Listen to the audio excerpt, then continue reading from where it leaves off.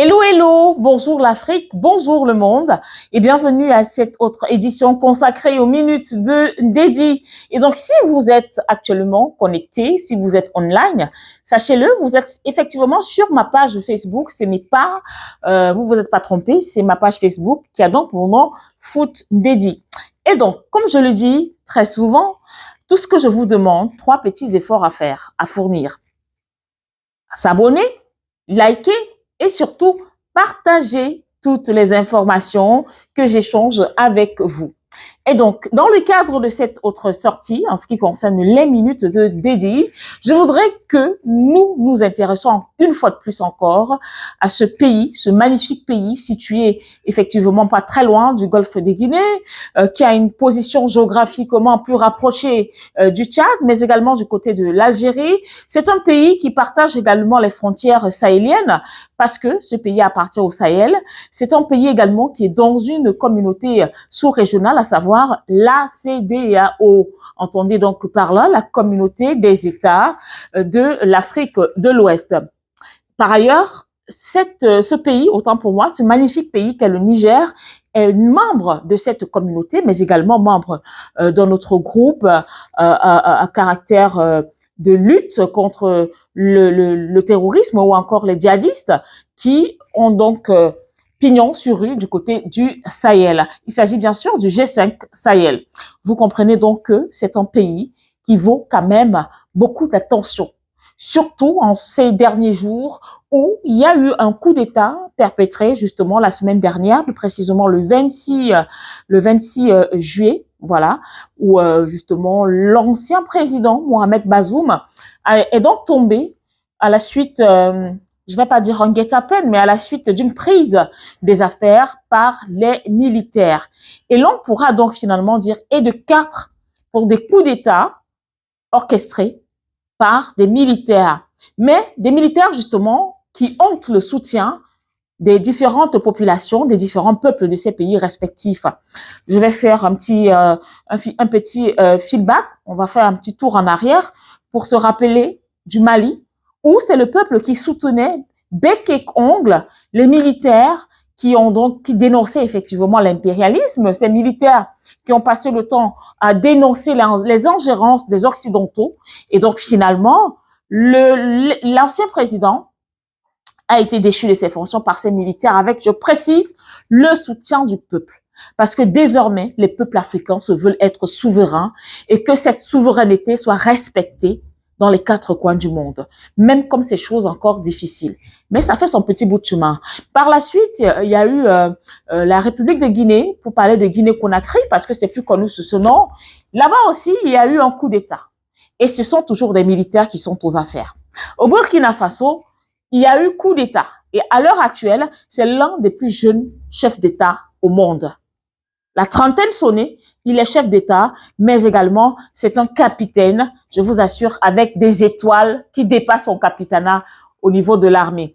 Et toujours, le point commun, c'est le peuple souverain qui soutient ces hommes en treillis.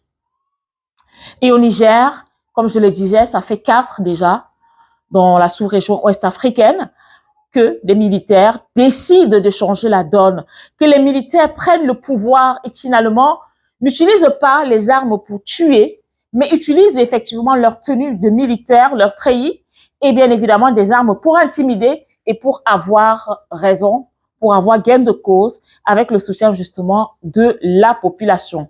Parce que tenez-vous tranquille, la vraie arme, l'unique arme qui marche à tous les coups, c'est le peuple.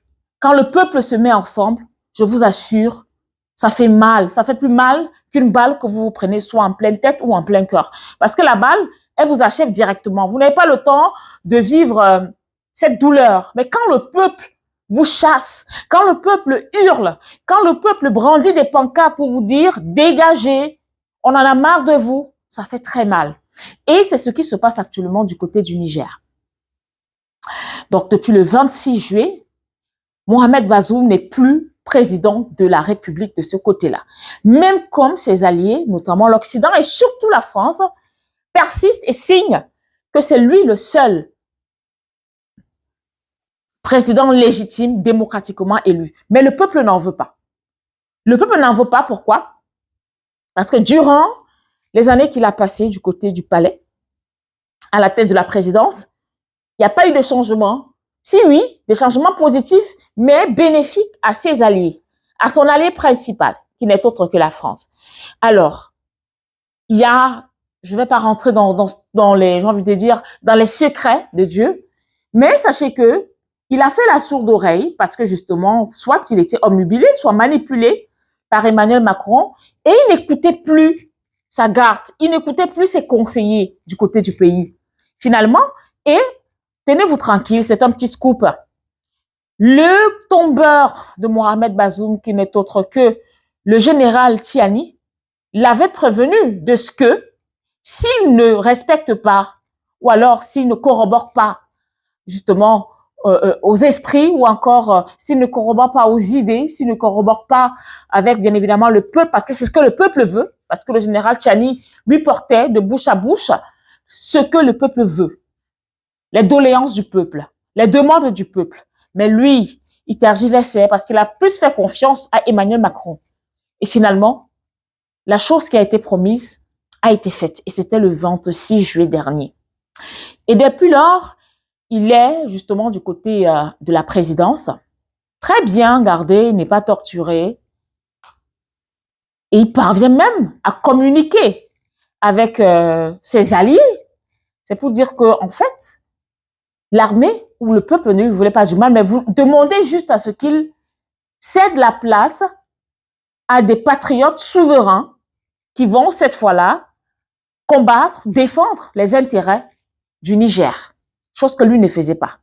Il était juste là pour défendre les intérêts étrangers, surtout français. Et nous le savons, avec l'uranium qui permet justement à la France d'avoir de l'électricité au quotidien, alors qu'au Niger, il y a des familles qui n'ont même pas une ampoule dans leur maison. Pourtant, c'est au Niger que l'uranium s'exploite et par les Français. Et donc, je vais résumer pour ne pas être très long, parce que je sais que beaucoup d'entre vous maîtrisent déjà l'histoire. Moi, je voudrais que nous nous apaisantissions aujourd'hui sur le rôle que joue effectivement la CEDEAO. Pourquoi parler de communauté des États de l'Afrique de l'Ouest et traiter un pays frère, ami africain de cette manière et appliquer ce qui vient de l'extérieur? Est-ce qu'entre Africains ensemble, comme nos aïeux le faisaient autour du feu de bois le soir ou encore à l'arbre à palabre, pourquoi ne pas ramener ce problème sous l'arbre à palabre et trouver une solution? Pourquoi vouloir toujours la guerre? Pourquoi vouloir toujours intimider? Pourquoi toujours avoir cet esprit de suprématie entre frères africains? Pourquoi? Pour quel intérêt? Alors, Dieu merci, ce peuple-là, tout comme le peuple malien ou encore burkinabé et même guinéen, ne se laisse pas faire. Et ceci, sous le contrôle du général Diani et bien évidemment du CNSP, le Conseil national du salut, et bien sûr pour la paix. Il ne se laisse pas faire. Malgré les intimidations, il y a eu des sanctions qui sont tombées un peu partout. Et même la CEDEAO, qui est censée soutenir le pays frère, même l'Union africaine, qu'est-ce que ces organismes ont fait? Ils n'ont fait que sanctionner. Et de plus, enfoncer davantage le clou dans la plaie, remuer le couteau dans la plaie, en émettant l'hypothèse d'une intervention militaire au Niger, si jamais le président dit démocratiquement élu, légitime de la France, ne revenait pas aux affaires. Quelle ironie! Franchement, Dieu merci, il y a des pays qui se sont insurgés contre cette sanction et qui redoutent d'une guerre si jamais la CEDEAO met à exécution justement cette sanction d'intervention militaire. Rappelons que ce sera la toute première fois, du moins pour ces ères, pour ces dernières années, parce que très souvent nous étions habitués à des sanctions, notamment fermeture des frontières, gel des avoirs ou encore interdiction par exemple des cessions au niveau de la CEDEAO.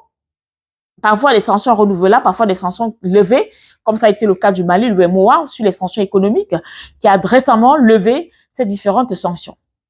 Alors, à la suite justement de ces réactions de soutien, parce qu'il y a eu beaucoup de présidents qui ont fait des sorties, qui condamnaient cette hypothèse d'intervention militaire, Et tous émettaient le fait que si jamais ça se réalise, il y aura une guerre. Et oui, tout à fait, ces personnes n'avaient pas tort parce que le Mali et le Burkina, le duo de choc, ont donc déclaré une casus belli, c'est-à-dire prêts à aller au combat, prêts à unir leurs armées pour combattre contre effectivement l'armée dite de la CEDEAO. Même comme des analystes ou encore des sources font état de ce que cette armée-là, ça ne sera pas de la CEDEAO, c'est peut-être l'armée française, les soldats de l'armée française, parce qu'il faut rappeler que jusqu'à ce jour, il y a environ 1500 soldats français qui sont encore sur le sol nigérien, malgré les évacuations qui ont eu lieu récemment à la suite du coup d'État pour assurer la sécurité des ressortissants français. Seuls les soldats français ne sont pas rentrés chez eux. Allez donc savoir pourquoi. Pourquoi? Et nous rappelons que cette envie poussée d'aller vers cette intervention militaire, c'est Emmanuel Macron qui a donné le ton lors de sa sortie au lendemain du coup d'État. Comment se fait-il qu'un président français vienne s'immiscer dans les affaires des Africains et instruire, ou du moins, gronde même, je vais le dire, le ton avec lequel il parlait, qu'il va défendre bec et ongle ses intérêts dans un pays africain. Quand même, sans honte, sans foi ni loi, il le dit comme ça. Et ce qui fait mal, c'est que ce sont les Africains qui l'aident justement à défendre ses soi-disant intérêts. Alors, il est temps que ce genre de comportement cesse. Il est temps que ce genre de comportement cesse. Et ça cessera grâce, bien sûr, au soutien du peuple qui sort toujours comme un seul homme jusqu'ici. Nous l'avons vu au Mali, nous l'avons vu au Burkina, nous l'avons vu du côté, effectivement, de la République de Guinée. Et nous venons encore de le voir. Nous le vivons, d'ailleurs, du côté du Niger.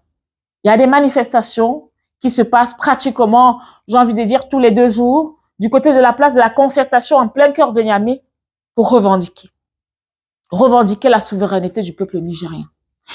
Heureusement, à la tête justement de ce coup d'État, il y a le général Tiani. À la suite de toutes ces sanctions qui sont tombées, vous savez ce qu'il a fait? Je sais que vous le savez déjà. Il a pris des grosses mesures qui choquent. La première, suspension d'exploitation de l'uranium par la France. La seconde, la dénonciation des accords de défense et de sécurité avec la France. Alors là, ça a fait très mal. On a vu Catherine Colonna faire des sorties, démentir même ce qui est dit, et tralala, mais c'est ce qui est acté. Vous n'exploiterez plus jamais l'uranium tant que nous, les panafricains, nous serons debout à soutenir le général Tiani. Plus jamais. Il y a le Sénat nigérien. Et vous savez que l'actuel président de la CEDEAO n'est pas autre que M. Bola Tinubu.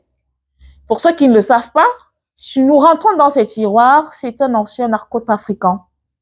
Parce qu'il a été, je crois, mis en examen aux États-Unis. Ça devait être dans les années 1996 par là. Puis relaxé après avoir versé une forte somme d'argent. Je tiens à le rappeler. Et aujourd'hui, c'est lui qui est un président de la République. Donc, voilà, je ne le juge pas. Chacun a un passé. Mais il faudra à un moment donné que l'Africain ait sa place et que les autres apprennent à respecter la place des Africains. Je dirais aujourd'hui, je suis Niger, je suis Tiani, je suis CNSP, je suis l'Afrique, je suis Thomas Sankara. Et sachez-le, l'Afrique n'est la chasse gardée de personne. Je dis bien, l'Afrique n'est la chasse gardée de personne. Nous avons marre de vos ingérences, de vos injonctions, de toutes les exploitations que vous venez faire en territoire africain. Et le peuple n'a de cesse de l'exprimer au quotidien. À bas la France, France dégage. À un moment donné, vous aurez fait la sourde oreille, mais tenez-vous tranquille, tellement vous l'aurez fait que vous finirez par devenir sourd.